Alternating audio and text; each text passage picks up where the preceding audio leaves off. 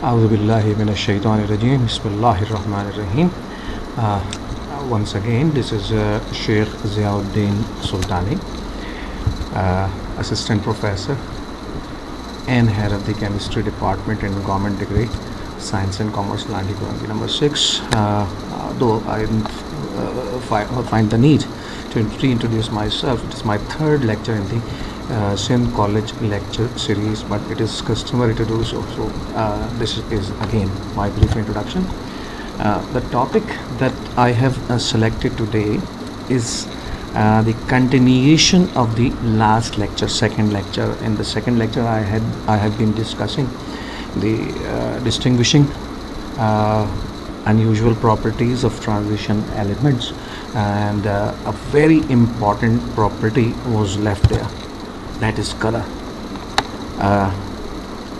ये उस सीरीज़ का चूँकि तसलसल है, मैं समझता हूँ कि ट्रांजिशन मेटल्स की सबसे डिस्टिंग्विशिंग और एक्स्ट्रा ऑर्डिनरी जो प्रॉपर्टी है वो उनका कॉम्प्लेक्स बनाना है, जो मेरे पहले लेक्चर में मैंने आपके साथ शेयर किया.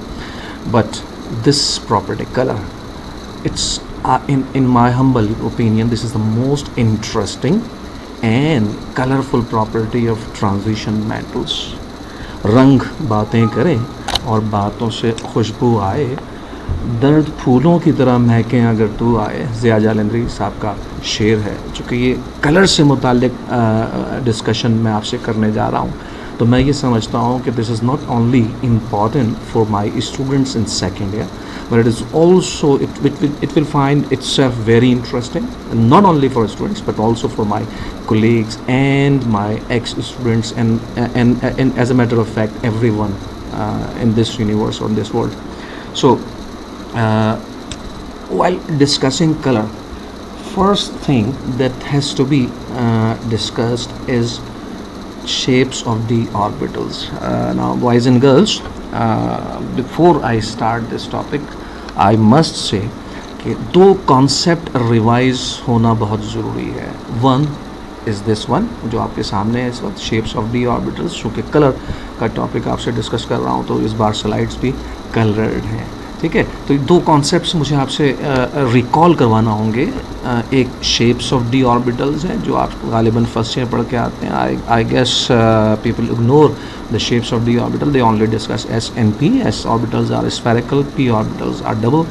You people do know that d orbitals are double dumbbell, but you are unaware of the shape of these orbitals. This shape is quite extraordinary in a sense कि ये 3D शेप्स होंगे D orbitals के, they are not two dimensional.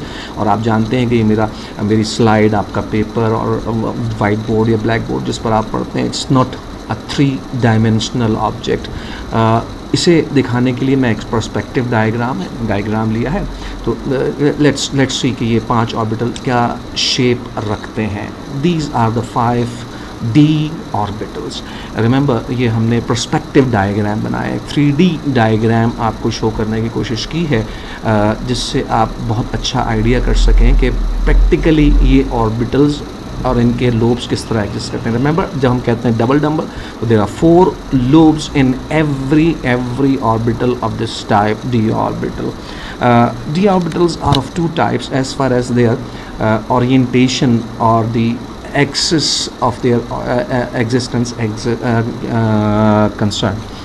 Now ये देखिए 3 orbital dxy, dxz और ये dyz और ये dxz, ये किस तरह एग्जिस्ट करते हैं. ज़रा इस डायग्राम को एक दफ़ा गौर से देख लीजिएगा.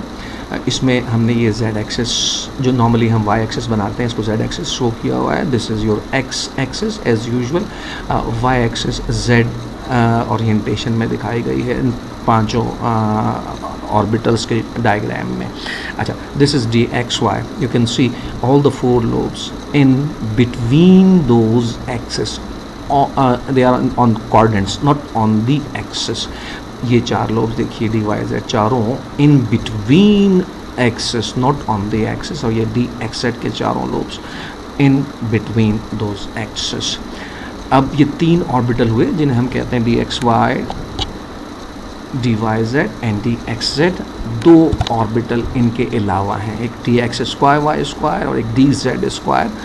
Let's pay attention to the perspective diagram, to the 3D picture of these. Remember, you can see this dx square y square is the best representation.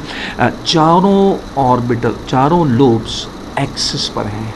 ये चारों लोब्स मिलकर एक ऑर्बिटल बना रहे हैं और ये चारों ऑर्बिटल्स की, इन चारों, इस ऑर्बिटल की चारों लोब्स एक्सिस पर हैं. ये एक्स एक्सिस, ये Y axis. dz square has a very special shape. As you can see, these two lobes are on the z axis. बाकी जो दो lobes हैं उनका शेप ऐसे है जैसे आपने एक प्लैनेट है सैटर्न. इस प्लैनेट के स्फेरिकल है ऑब्वियसली ये प्लैनेट, लेकिन इसके चारों तरफ एक सर्कल सा बना हुआ है. आप देखिए एक सीडी बनी हुई है जो एक्स और वाई प्लेन में एग्जिस्ट करती है. तो ये भी ऑर्बिटल इसके चारों, यूँ समझिए कि ऑन दी एक्सिस हैं. ठीक है, तीनों एक्सिस कवर कर रहा है डी जेड स्क्वायर. जहन में रखिएगा. अब इस तरीके से ये बहुत अहम होगी बात जो मैं आपसे गुज़ार कर रहा हूँ. This has to be very important. You must keep this in mind throughout the lecture. आखिर में मैं वापस आऊँगा इन शेप्स पर. जब आपके जहन में ये होगा तो मेरी बात आप उसको समझने में आसानी होगी. This will be very easy for you to understand if you keep these structures in mind, this shapes in mind. Orbitals दो हिस्सों में डिवाइड कर देते हैं हम, D X Y, D Y Z और डी एक्स जेड. ये कहलाएंगे T2G ऑर्बिटल. इन तीनों को कलेक्टिवली हम कहेंगे T2G ऑर्बिटल. कौन से तीन? DXY, DYZ and DXZ. I repeat, please keep those shapes in mind while discussing the color. ये बहुत दिलचस्प टॉपिक साबित होगा आपके लिए बेशक, लेकिन अगर आपने इन शेप्स को जहन नशीन ना रखा तो that will be difficult to understand. Okay, बाकी बचे दो orbital d x square Y square d Z square. Remember, इनकी लोब्स एक्सिस पर हैं. इनको हम नाम देंगे e g orbital. They will be called e g orbitals. Now I am moving on to the next slide. I would again say keep these shapes in mind. Next slide में मैं आपको दूसरा कॉन्सेप्ट रिवाइज करवाने जा रहा हूँ, recall करवाने जा रहा हूँ. This is electromagnetic radiation. Electromagnetic radiations का concept. Now boys and girls, you are all aware कि साहब ये जो ये जो इलेक्ट्रोमैग्नेटिक रेडिएशंस हैं ये क्या हैं. Remember, energy can be transmitted from one place to another in the form of waves. ये जो वेव्स हैं ये कहलाएंगी इलेक्ट्रोमैग्नेटिक रेडिएशंस. ठीक है, दसियों किस्म की इलेक्ट्रोमैग्नेटिक रेडिएशंस का नाम आपने सुन रखे हैं. Ultraviolet, infrared, visible radiations, microwaves, radio waves, television waves, gamma rays, X rays, laser rays, cosmic rays, ये सब इलेक्ट्रोमैग्नेटिक रेडिएशंस हैं. ये सब के सब एनर्जी की शुआएँ हैं जो फ़िज़ा में वेव्स की फॉर्म में ट्रांसमिट होती हैं. ये डायग्राम देखिएगा. इस डायग्राम में ये एक ग्राफ की सूरत में हम आपको इलस्ट्रेट कर रहे हैं कि साहब ये इलेक्ट्रोमैग्नेटिक रेडिएशन का ब्रॉड स्पेक्ट्रम एक है. ये ब्रॉड स्पेक्ट्रम किस तरह है. अच्छा, इस डायग्राम में, अच्छा मैं ये वजाहत ज़रूर कर दूं कि जनाब ये subject electromagnetic radiation basically chemistry में, फिज़िक्स में आप पढ़ते हैं वेव्स एंड ऑसिलेशन के टॉपिक में. अच्छा, मेरा सब्जेक्ट नहीं है, लेकिन मुझे सिर्फ उतना आपसे ये डिस्कस करना है जितना मुझे ये टॉपिक कलर का आपको समझाने में मदद मिल जाए. रिमेंबर, एनर्जी वेव्स की फॉर्म में ट्रांसमिट होता है, तो वेव्स की वेव लेंथ होती है, उनकी फ्रीक्वेंसी होती है. रिमेंबर, वेव लेंथ का मतलब होता है distance between two successive crests और बिटवीन टू सक्सेसिव ट्रफ्स, और frequency number of waves passing through a particular point in 1 second. अच्छा, इन रेडिएशन में पाए जाने वाली इन properties, energy, frequency, wavelength, ये आपस में मैथमेटिकली रिलेटेड हैं. अच्छा, मैं सिर्फ इन तीन की बात करूँगा. Obviously there are some more characteristics of these electromagnetic radiations like wave number and so on. मैं उन पर नहीं जा रहा. ठीक है, एनर्जी एंड वेव लेंथ का रिलेशन, एनर्जी और फ्रीक्वेंसी का रिलेशन आपको प्लैंक्स क्वांटम थ्योरी से याद होगा. E is equal to H nu, which simply means कि energy is directly proportional to frequency. Frequency and wavelength v nu is equal to c over lambda से related है. गोया c speed of light है, frequency और wavelength आपस में inversely proportional हैं। Frequency बढ़ेगी, वेवलेंथ कम होगी, वेवलेंथ बढ़ेगी, फ्रीक्वेंसी कम होगी। और जब न्यू की वैल्यू को E is equal to H nu में डाल देते हैं, तो this is E is equal to H C over lambda, that is energy becomes inversely proportional to wavelength. हम इलेक्ट्रोमैग्नेटिक रेडिएशंस को वेव लेंथ के ज़रिए समझने की कोशिश करेंगे। ये सारी आपकी बेसिक कॉन्सेप्ट्स रिकॉल करने के बाद let's see this graph again. Boys and girls, left से राइट अगर हम जा रहे हैं, राइट से लेफ़्ट हम जा रहे हैं, तो ये इंक्रीजिंग एनर्जी है। अगर हम लेफ़्ट से राइट की तरफ जा रहे हैं तो ये इंक्रीजिंग वेवलेंथ है। ये वेवलेंथ के बिना, वेवलेंथ वो कैरेक्टरिस्टिक प्रॉपर्टी है जिससे इलेक्ट्रोमैग्नेटिक रेडिएशंस को पहचाना जाता है। Now as you can see, ये गैमा रेज हैं, ये एक्स रेज हैं, ये इंफ्रारेड, ये रेडियो, और फिर ये टेलीविज़न वेव्स, टेलीविज़न वेव में एफएम और एएम वेव्स। ये मुकम्मल डायग्राम नहीं, this is not a complete spectrum of electromagnetic radiations. Obviously इस तरफ कहीं कॉस्मिक और रेज और एक्स रेज, दसियों किस्म की और रेज, रेडियंट वेव्स पाई जाती होंगी। इस तरफ तकरीबन मुकम्मल ही है, लेकिन मैं इसमें अपने काम से काम रखूँगा, आम खाऊँगा, पेड़ गिनने से परहेज़ करूँगा। चुनाचे आप गौर फरमाइएगा कि ये हिस्सा इस इलेक्ट्रोमैग्नेटिक रेडिएशंस का हमारे लिए बेहद अहम, this is very very important. Remember, this is ultraviolet region. Wavelength varies between 10 nanometer to this value, and this is infrared region. Ultraviolet और इंफ्रारेड रीजन के दरमियान में this is the most important region. ये हमारी आज की गुफ्तगू का सबसे अहम मौजू है। ये वो रीजन है जिसे हम कहते हैं विजिबल लाइट या विजिबल रेडिएशन। ये विजिबल रेडिएशन, ये वो वाहिद इलेक्ट्रोमैग्नेटिक रेडिएशंस हैं विच वी कैन सी, जिनको हम देख सकते हैं। ये विजिबल रेडिएशंस बेसिकली 7 रंगों पर मुश्तमिल होती हैं, और ये 7 रंग आप नहीं भूले होंगे, दिस टर्मिनोलॉजी, ये टर्म आप नहीं भूले होंगे। VIBGYOR, V with violet, I indigo, B blue, G green, Y yellow, O orange and R red. ये उल्टा लिखा हुआ है, यहाँ से वायलेट है और यहाँ से रेड है। वायलेट से शुरू होता है ये विजिबल स्पेक्ट्रम, और ये ख़त्म होता है रेड पर। This side of electromagnetic radiation called ultraviolet region, क्योंकि violet से पहले, this is before violet, this is called infrared because it is after red in the visible region. Boys and girls, इन 7 रंगों का बड़ा गहरा ताल्लुक़ है एक बड़े शायराना किस्म के तस्वुर से, that is रैम्बो, कौसे कज़ा। वो कहते हैं कि मैं कोई शेर न भूले से कहूँगा तुझ पर, फ़ायदा क्या जो मुकम्मल तेरी तहसीन ना हो। तो कौसे कज़ा की तहसीन नहीं हो सकती, इतनी खूबसूरत चीज़ है जो फ़िज़ा में हमें नज़र आती है। कब नज़र आती है? बारिश के बाद। बारिश के बाद क्यों नज़र आती है? इसलिए कि बारिश के बाद गर्द गुबार और दूसरे डस्ट पार्टिकल और इस किस्म के दूसरे पार्टिकल्स, पोल्यूशन सारी सेटल डाउन हो चुकी होती है। फ़िज़ा क्लियर होती है, आसमान पर बारिश में से गिरने वाले नन्हे नन्हे कतरे मौजूद होते हैं। ये कतरे क्या काम करते हैं? ये प्रिज्म का काम करते हैं। प्रिज्म का क्या काम है? डिस्पर्स करना, रेडिएशंस को, वेव्स को डिस्पर्स करना। जैसे ही इन बारिश के कतरों में से सनरेज गुजरती हैं, रिमेंबर सूरज की रोशनी सफ़ेद रोशनी। अच्छा, मैं ये वजाहत नहीं कर सका, मैं दोबारा बता दूं अगर मैंने नहीं बताया कि सूरज की रोशनी 3 किस्म की रेडिएशंस हैं, ultraviolet, infrared and visible. Remember, ultraviolet and infrared are invisible, the only visible radiations belong to this region. तो सनलाइट में जो हमें लाइट नज़र आती है वो सफ़ेद रंग की होती है। सफ़ेद रंग की क्यों होती है? Because it is known to all of you, I guess already, कि अगर मैं इन 7 रंगों को मर्ज कर दूं तो जो रंग मैं देखूंगा that will B white. Sunlight को जब हम प्रिज्म में से पास आउट करें, बारिश के कतरे में से पास आउट करें, तो बनती है कौसे कज़ा, rainbow, which comprise these 7 colours. ये एक्सपेरिमेंट आपके जहन में होगा। फर्स्ट ईयर में आपने लाइन स्पेक्ट्रम और कंटिन्यूस स्पेक्ट्रम पढ़ा। कंटिन्यूस स्पेक्ट्रम के हवाले से आई गेस आपके टीचर्स ने they must have explain to all of you the rainbow और the spectrum from white light of सन।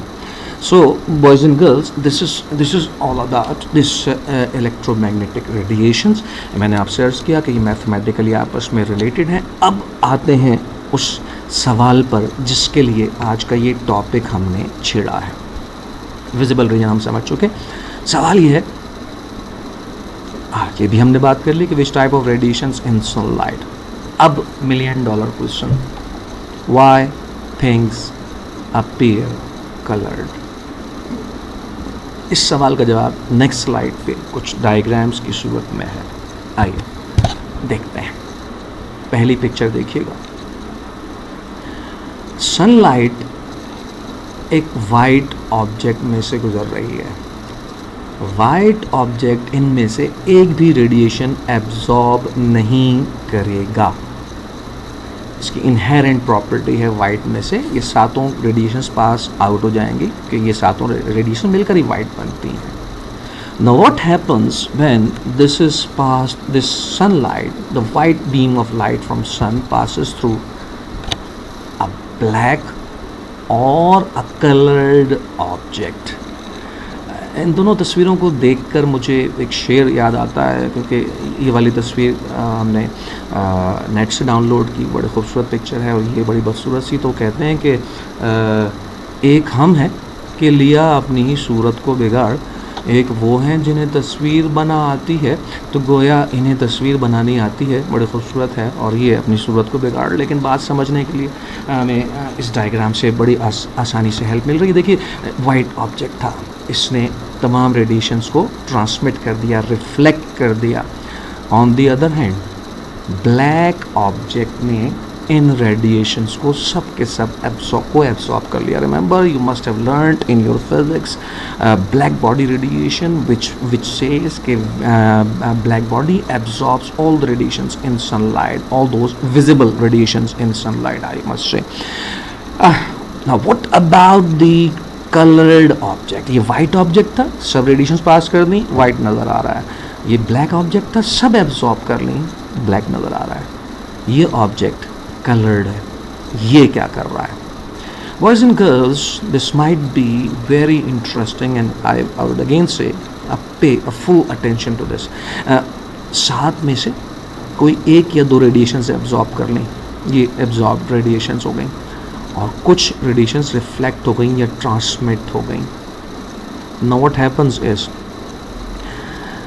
सूरज की रोशनी के 7 में से 5 रंग रह गए या 6 रंग रह गए तो क्या होगा? क्या मेरा ऑब्जेक्ट अब वाइट नज़र आएगा?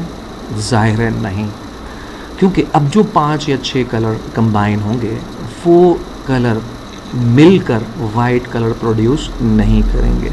जस्ट इमेजिन, एक मुसव्विर को तसव्वुर कीजिए कि एक मुसव्विर जब मुख्तलिफ रंगों को जमा करता है तो जमा करके वो नए रंग प्रोड्यूस कर सकता है. अगर उसके पास कोई रंग मिसिंग हो, उसने 2 या 3 कलर को मिला के एक ऐसा रंग बनाया जो उसके पास मौजूद नहीं था. ये बात भी बिल्कुल ऐसे ही है. एक ज़माने में एक एक्सपेरिमेंट किया जाता था फिज़िक्स में कि हम एक गत्ता लेते थे, हार्डबोर्ड, उसको हम गोल काट लेते थे, उसके बीच में सुराख कर दिया और उसमें गत्ते के ऊपर को 7 इक्वल हिस्सों में डिवाइड करके ये 7 रंग कर दिए. कौन से 7 रंग?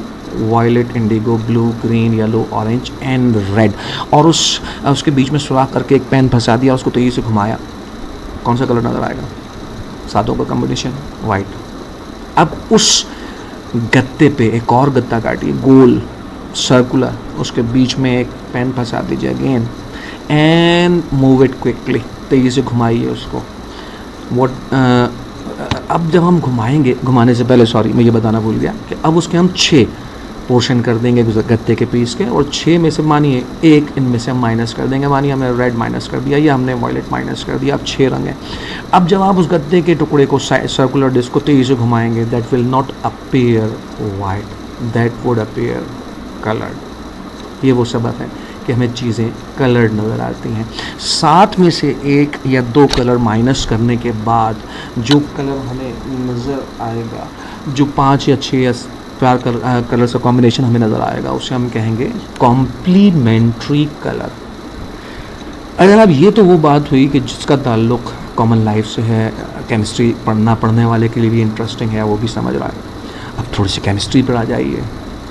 एक टेस्ट ट्यूब लेते हैं, इस टेस्ट ट्यूब में कॉपर सल्फेट मानिए एक सोल्यूशन डाल देते हैं which is blue in colour. अब प्रैक्टिकली देखिए कौन सा कलर एब्जॉर्ब हो तो क्या सूरत डेवलप होती है।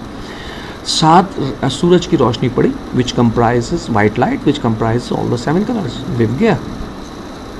जब ये सनलाइट इस टेस्ट ट्यूब में से पास थ्रू हो जाती है, इसमें से ऑरेंज एंड रेड ये 2 रेडिएशंस एब्जॉर्ब हो गई। अब बचे ये 5 कलर, ये 5 कलर कहलाएंगे कॉम्प्लीमेंट्री कलर। इस कॉम्प्लीमेंट्री कलर ये आपको कैसे नज़र आएगा? ये आपको नज़र आएगा जिसे हमने अभी नाम दिया कॉम्प्लीमेंट्री कलर। पांचों मिलके क्या बनाएंगे? This is blue. आपको कॉपर सल्फेट का सोल्यूशन ब्लू नज़र आएगा क्योंकि इसने साथ में से एक रेड रेडिएशन एब्जॉर्ब कर लिया है। गालिबन ऑरेंज की भी एक आध लाइन एब्जॉर्ब कर लेता होगा। जनाब ये बात हुई। I hope you all understand why things appear coloured, why different substances are blue और वाइट और ब्लैक।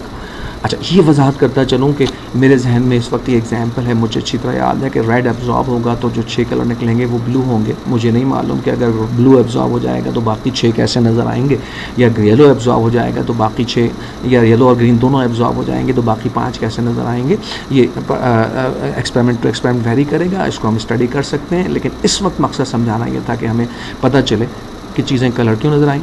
दोबारा बता रहा हूँ, इसलिए कि वो सूरज की सफ़ेद रंग की शुआओं में से कोई एक शुआ, अब any one radiation is absorb और टू मे बी एब्जॉर्ब। अब आइए ट्रांजिशन मेटल आयंस क्यों कलर नजर आते हैं, आज का topic. This has to be explained by a theory called crystal field theory. जनाब, इस थ्योरी को समझाने के लिए पहले तो बताता चलूँ कि भाई 2 साइंटिस्ट थे जिन्होंने 1930 में ये थ्योरी पेश की colour of transition metal ions explain करने के लिए, ट्रांजिशन मेटल कंपाउंड्स का कलर एक्सप्लेन करने के लिए। दे वर बेथ एंड वैन व्लेक। रिमेंबर, बहुत से साइंटिस्ट जो एक साथ काम करते हैं उनका नाम इस तरह साथ मिल जाता है कि हम कह सकते हैं कि भाई ज़िंदगी अपनी गुजर जाएगी आराम के साथ, अब तेरा नाम भी आएगा मेरे नाम के साथ। तो Bethe and Van Vleck, Cotton and Wilkinson, Friedel and Crafts, Bronsted and Lowry, ये एक साथ नाम आते हैं क्योंकि उन्होंने एक साथ काम किया, कलेक्टिवली काम किया, कोलैबोरेशन में काम किया। अच्छा, now what about the theory? According to this theory, bonding in a transition metal ion or in a complex produced by transition metal ion has to be purely ionic.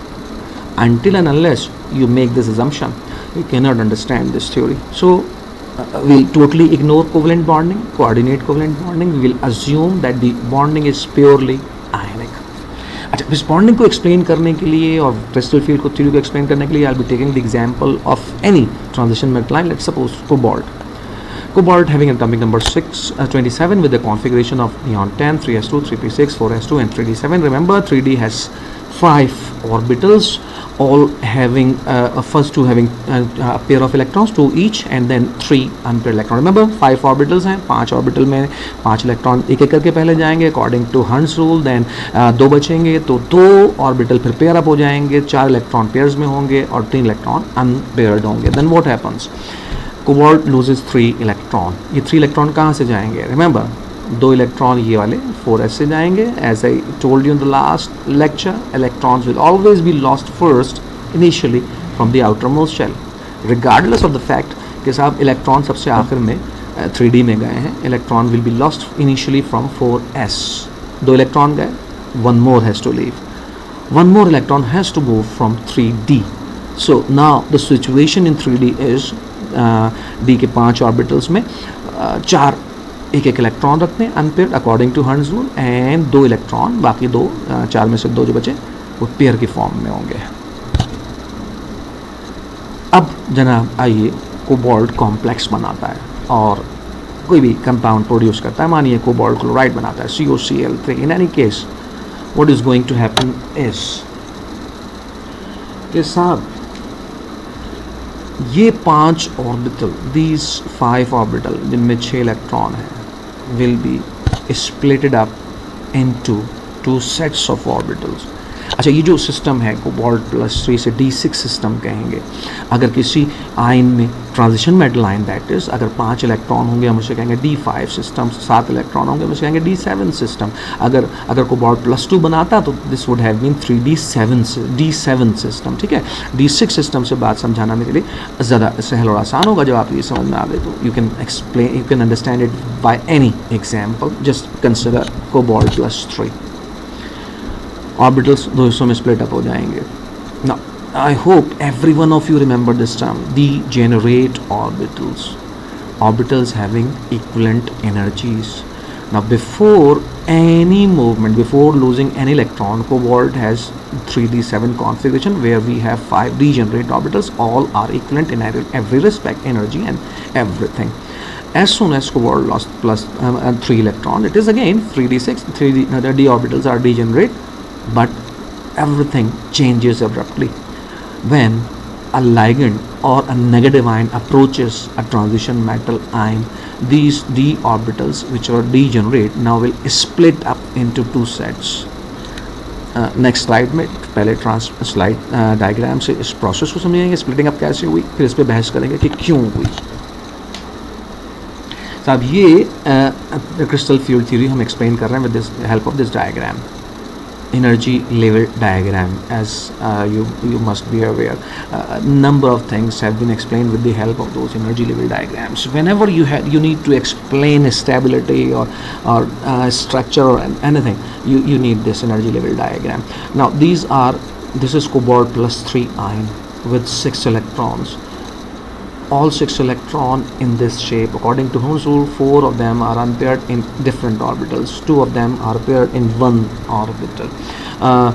Negative ion approaches. Cobalt +3 has all orbital equivalent. They are degenerate. But as soon as the negative ion approaches, these are split up into two sets of orbitals.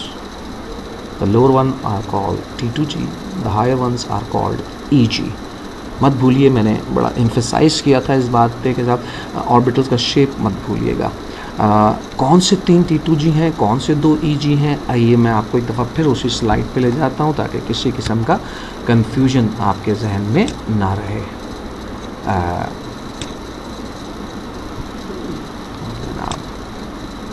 ये orbital, ये 5 orbital हैं, इनको बड़ा करके देख लेते हैं.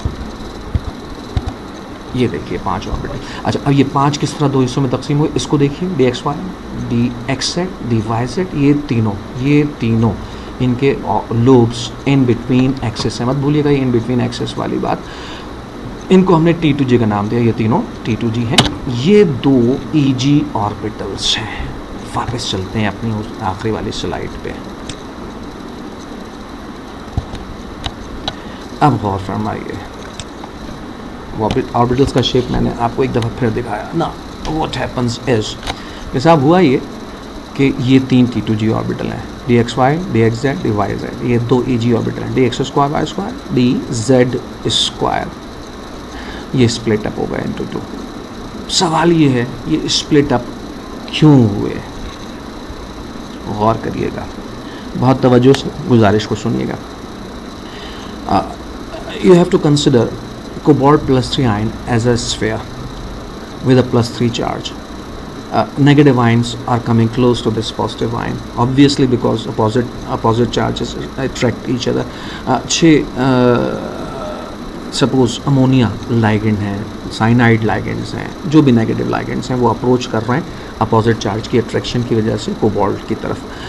Cobalt +2 spherical shape रखता है, हर तरफ से पॉजिटिव चार्ज इक्वल है. लेकिन ये जो नेगेटिव आयन अप्रोच करेंगे, प्लीज़ रिमेंबर, ये नेगेटिव जो 6 लाइगेंड्स अप्रोच कर रहे हैं या 6 नेगेटिव आयन अप्रोच कर रहे हैं, ये कहाँ से अप्रोच करेंगे? Keep this in mind, on the axis, not on the coordinates. यानी जब ये नेगेटिव आयन अप्रोच करेंगे अपोजिट डायरेक्शन में, रिमेंबर अपोजिट चार्ज डायरेक्शन में, क्योंकि नेगेटिव को रिपेल करेगा, तो कोबाल्ट +3 आयन बीच में है, नेगेटिव आयन उसको अप्रोच कर रहे हैं अपोजिट डायरेक्शन से. एक plus axes minus X axes से 2 आ रहे हैं, एक प्लस वाई एक्सेस से आ रहा है, एक माइनस वाई से, एक प्लस जेड से, एक माइनस जेड एक्सेस से, on the axes. Negative positive को अप्रोच कर रहा है, करना चाहिए. लेकिन नेगेटिव पॉजिटिव तो अट्रैक्ट करते हैं। ये जो सिस्टम डिस्टेबलाइज हुआ, दो हिस्सों में स्प्लिट हुआ, ये रिपल्जन की वजह से। रिपल्जन कहाँ से आई? तवज्जो दीजिएगा। नेगेटिव आयन जब दी कोबाल्ट +3 आयन के नज़दीक आएगा तो बताइए सबसे पहले उसे कौन सी चीज़ स्फेरिकल नेगेटिव पॉजिटिव आयन के बाहर नज़र आएगी? डी सबशेल, उसके 5 ऑर्बिटल। इन 5 ऑर्बिटल्स में क्या है? इलेक्ट्रॉन्स। इलेक्ट्रॉनों पर कौन सा चार्ज है? नेगेटिव। क्लोराइड आयन या साइनाइड आयन या अमोनिया लाइगेंड जब अप्रोच कर रहा है तो वो भी नेगेटिव चार्ज कैरी कर रहा है। डी ऑर्बिटल्स को फेस करेगा सबसे पहले। डी ऑर्बिटल्स में इलेक्ट्रॉन हैं जिन पर नेगेटिव चार्ज है। साइनाइड आयन या लाइगेंड जो भी है वो भी नेगेटिवली चार्ज है। नेगेटिव नेगेटिव को रिपेल करेगा। Repulsion will destabilize the system but not equally to all the orbitals. Those orbitals which are found on the axis will face much greater repulsion than those which are not on the axis. Boys and girls, repulsion always increases the energy of the system. dx² y² को repulsion face करना पड़ेगी, ये ऊपर चले जाएंगे, energy बढ़ जाएगी। dxy dxz dyz on the other hand जितनी एनर्जी Eg की बढ़ेगी उतनी एनर्जी T2g की कम होगी। मत भूलिए कि सिस्टम में एनर्जी कहीं से एंटर नहीं हो रही है, जितनी बढ़ेगी उतनी कम होगी। Net change will be 0। Now एक और बात पे गौर करिए। आई होप कि आपको ये स्प्लिटिंग अप क्यों हुई ये बात समझ में आ गई। नेगेटिव नेगेटिव की रिपल्शन, दोबारा कह रहा हूँ, जो लाइगेंड या नेगेटिव आयन अप्रोच कर रहा है उस पर नेगेटिव चार्ज है, वो पॉजिटिव कोबाल्ट आयन की तरफ आ रहा है, लेकिन उसे सबसे पहले किसे फेस करना पड़ रहा है? 3D सबशेल को, जिसके अंदर इलेक्ट्रॉन हैं जिन पर नेगेटिव चार्ज है। रिपल्शन हुई, सिस्टम डिस्टेबलाइज हुआ। अच्छा, अब यहाँ ज़रा इस डायग्राम पे, एनर्जी लेवल डायग्राम पे गौर कीजिए। ये जो डिफरेंस ऑफ एनर्जी है between T2g and Eg, this is called crystal field stabilization energy. This is represented by delta naught. ये जिम्मेदार है हमारे असल टॉपिक का, ट्रांजिशन मेटल आयन से कलर्ड नज़र आने का। क्यों कलर्ड नज़र आएंगे? Boys and girls, transition metal ions will not absorb any energy from sunlight if they are in this state.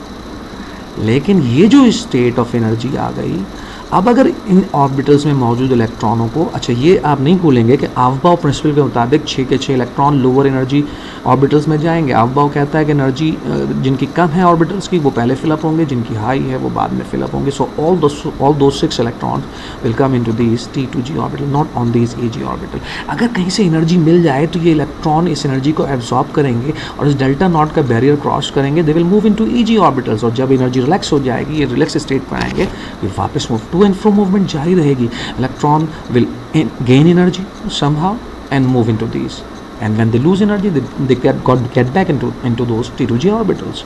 Energy कहाँ से मिलेगी? ये जो एनर्जी है, this energy belongs to the visible region in the electromagnetic radiation. जनाब क्या होगा कि सूरज की जो 7 रंग की शुआएं हैं, रेडिएशंस हैं, उनमें से कोई एक रेडिएशन एब्जॉर्ब होगी। कौन सी एब्जॉर्ब होगी? ये डिपेंड करेगा एलिमेंट टू एलिमेंट और negative ion to negative ion. कौन सा नेगेटिव आयन अप्रोच कर रहा है, कौन सा ट्रांजिशन मेटल आयन इसके साथ बॉन्ड बना रहा है। हर मेटल, कॉपर के लिए डिफरेंट होगी, कोबाल्ट के लिए डिफरेंट होगी, जिंक निकल के लिए डिफरेंट होगी, और साइनाइड आयन के लिए ये वैल्यू कुछ और होगी और क्लोराइड आयन के लिए वैल्यू कुछ और होगी। चुनाचे जब कोबाल्ट आयन या कोई सभी पॉजिटिव आयन सनलाइट से एनर्जी एब्जॉर्ब करेगा तो ये उन 7 सफ़ेद रोशनियों में, सफ़ेद रंग की जो रोशनी आ रही है, बीम ऑफ सनलाइट आ रही है, उनमें से एक रेडिएशन एब्जॉर्ब हुई, मानिए रेड एब्जॉर्ब हो गई। कोबाल्ट का केस कॉपर का केस बता रहा हूँ, कॉपर +2 का। कोबाल्ट में भी गालिबन रेड या पर ऑरेंज एब्जॉर्ब होती। तो कॉपर ने रेड रेडिएशन एब्जॉर्ब कर ली, बाकी बची 6, वो जो 6 ट्रांसमिट हुई, जैसे मैंने अभी थोड़ी देर पहले समझाया, वो 6 ट्रांसमिटेड रेडिएशंस कॉम्प्लीमेंट्री कलर बनाएंगी और कॉपर +2 ब्लू नज़र आएगा, निकल ग्रीन नज़र आएगा क्योंकि वो कोई और रेडिएशन एब्जॉर्ब करेगा, कोबाल्ट पर्पल नज़र आएगा क्योंकि वो कोई और रेडिएशन एब्जॉर्ब करेगा, and so on and so fourth. This delta knot is responsible for absorption of light from visible radiation. Visible radiation की कोई एक रेडिएशन एब्जॉर्ब होगी और बाकी 6 रंग देंगे ट्रांजिशन मेटल आयन को उसका अपना.